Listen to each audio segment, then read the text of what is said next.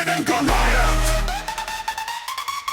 Now the Philistines gathered the forces for war and assembled in Soko and Judah. They pitched camp in the sea is Gammon between Soko and Azekah. Saul and the Israelites assembled and camped in the valley of Elah and drew up their battle lines to meet the Philistines. The Philistines occupied one hill and the Israelites another with the valley between them. And there came out from the camp of the Philistines a champion named Goliath of Gath.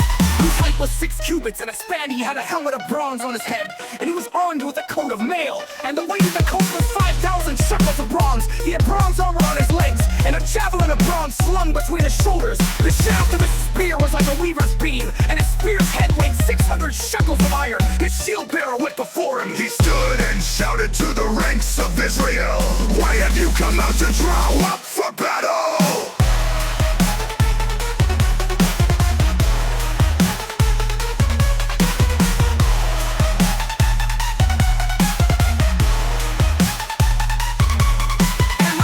Philistine, and are you not servants of Saul? Choose a man for yourselves and let him come down to me.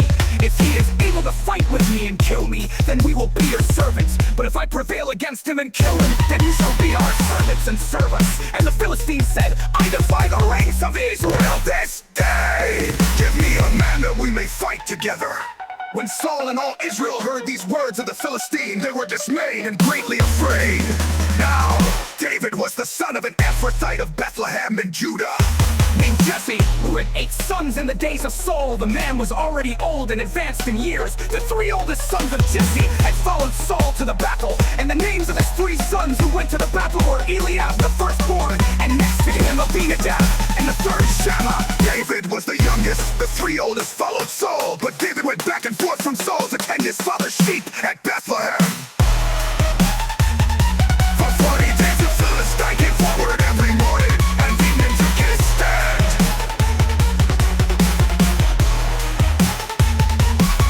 Now Jesse said to his son David, "Take this ephah of roasted grain and these 10 loaves of bread for your brothers and hurry to their camp. Take along these 10 cheeses to the commander of their unit. See how your brothers are and bring back some assurance from them." They were Saul and all the men of Israel in the valley of Elah fighting against the Philistines. Early in the morning, David left the flock in the care of a shepherd, loaded up and set out as Jesse had directed. He reached the camp as the army was going out to its battle positions, shouting the war cry. Israel and the Philistines were drawing up their lines, facing each other. David left his days with the keeper of supplies, ran to the battle lines, and asked his brothers how they were. As he was talking with them, Goliath, the Philistine champion from Gath, stepped out from his lines and shouted his usual defiance. And David heard it. Whenever the Israelites saw the man, they all fled from him in great fear. How the Israelites have been saying, "Do you see how this man keeps coming out? He comes out to defy Israel. The king will give great wealth to the man who kills him. He will also give him his daughter in marriage. He will exempt his family from taxes in Israel." David asked the men standing near him, "What will be done for the man who kills this Philistine and removes this disgrace from Israel? Who is this uncircumcised Philistine that he should defy the armies of the living God?" Repeated to him what they had been saying and told him, "This is what will be done for the man who kills him." When Eliab, David's oldest brother, heard him speaking with the men, he burned with anger at him and asked, "Why have you come down here? And with whom did you lead those few sheep in the wilderness? I know how conceited you are and how wicked your heart is. You came down only to watch the battle. Now what have I done?" said David. "Can't I even speak?" He then turned away to someone else and brought up the same matter, and the men answered him as before. What David said was overheard and reported to Saul, and Saul sent for him.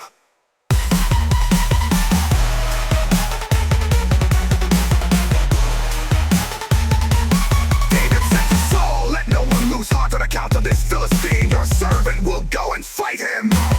Saul replied, "You are not able to go out against this Philistine and fight him. You are only a young man, and he has been a warrior from his youth." But David said to Saul, "Your servant has been keeping his father's sheep when a lion or a bear came and carried off a sheep from the flock. Went after it, struck it, and rescued the sheep from its mouth. When it turned on me, I seized it by its hair, struck it, and killed it. Your servant has killed both the lion and the bear. This uncircumcised Philistine will be like one of them, because he has defied the armies of the living God. The Lord who rescued me from the paw of the lion and the paw of the bear will rescue me from the hand of its Philistine." Saul said to David, "Go, and the Lord be with you." Then Saul dressed David in his own tunic. He put a coat of armor on him and a bronze helmet on his head. David fastened on his sword with a tunic and tried walking around because he was not used to them. I cannot go in these, he said to Saul, because I am not used to them. So he took them off. Then he took his staff in his hand, chose 5 smooth stones from the stream, put them in the pouch of his shepherd's bag, and with his sling in his hand approached the Philistine. Meanwhile, the Philistine, with his shield bearer in front of him, kept coming closer to David. He looked David over and saw that he was little more than a boy, glowing with health and handsome, and he despised him. He said to David, "Am I a dog that you come at me with sticks?" And the Philistine cursed David by his gods. "Come here," he said, "and I'll give your flesh to the birds and the wild animals."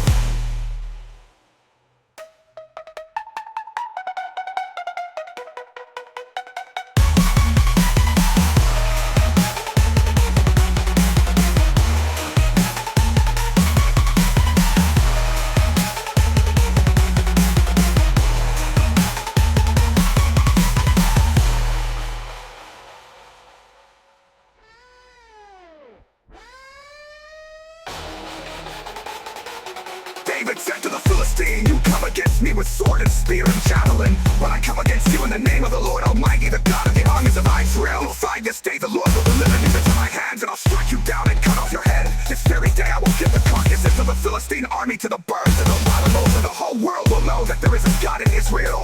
All those gathered here will know that it is not by sword or spear. The Lord says, for the battle is the Lord's, and he will give all of you into our hands." As the Philistine moved closer to attack him, David ran quickly toward the battle line to meet him.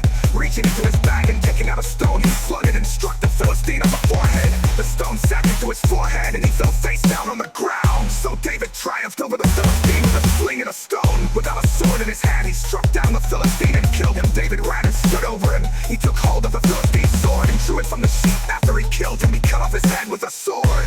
When the Philistines saw that their hero was dead, they turned and ran. Then the men of Israel and Judah surged forward with a shout and pursued the Philistines to the entrance of Gath and to the gates of Ekron. Their dead were strewn along the sharing road to Gath and Ekron. When the Israelites returned from chasing the Philistines, they plundered their camp. David took the Philistines' head and brought it to Jerusalem. He put the Philistines' weapons in his own tent. As Saul watched David going out to meet the Philistine, he said to Abner, commander of the army, "Abner, whose son is that young man?" Abner replied, "As surely as you live, your majesty, I don't know." The king said, "Find out whose son this young man is." As soon as David returned from killing the Philistine, Abner took him and brought him before Saul, with David still holding the Philistine's head. "Whose son are you, young man?" Saul asked him. David said, "I am the son of your servant Jesse of Bethlehem."